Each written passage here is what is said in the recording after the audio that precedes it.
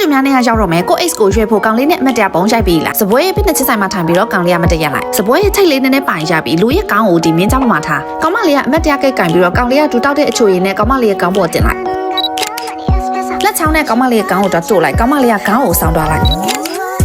ကောင်မလေးမျက်နှာကိုလက်ချောင်းနဲ့လာတို့ပြီးတော့ကောင်မလေးကလည်းချစ်စရာကောင်းလို့ဟိုဘက်ကိုဆောင်းသွားလိုက်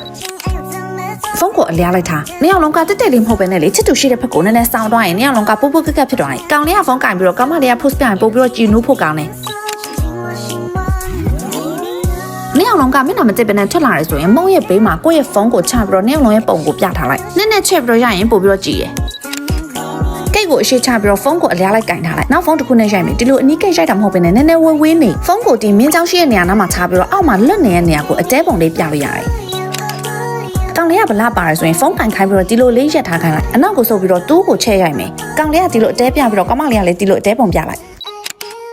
ကောင်လေးကိုဖုန်းဆက်တယ်လို့ဖုန်းကင်ခိုင်းလိုက်ဖုန်းဆောင်းနေရဆိုရင်ပြန်တဲ့ပေးလိုက်ကောင်လေးကင်ထားတဲ့ဖုန်းကိုမန်အနေနဲ့သဘောထားပြီးတော့ကောင်မလေးကတပုံရိုက်လိုက်ဖုန်းကိုစပွဲပေါ်မှာဒီလိုကင်ပြီးတော့ကောင်လေးကစပွဲပေါ်မှာမောက်ချလိုက်ထုံးစံတိုင်းပဲကောင်လေးကင်ထားတဲ့ဖုန်းကိုမန်တဘောအနေနဲ့ပဲထားမက်ရာဆဖင်ဆွဲတယ်လို့မျိုးပေါ့အဝေးနေပြီးတော့နှစ်ကိုချဲ့ပြီးတော့ရိုက်မယ်ရိုက်တဲ့အချိန်ရုပ်ဆိုးတယ်ဒါမှမဟုတ်ရင်မျက်နှာမပေါ်ချင်ဘူးဆိုရင်မျက်နှာကွယ်ထားလိုက်ပေါ့ကြည့်ပြီလားကောင်းရွေး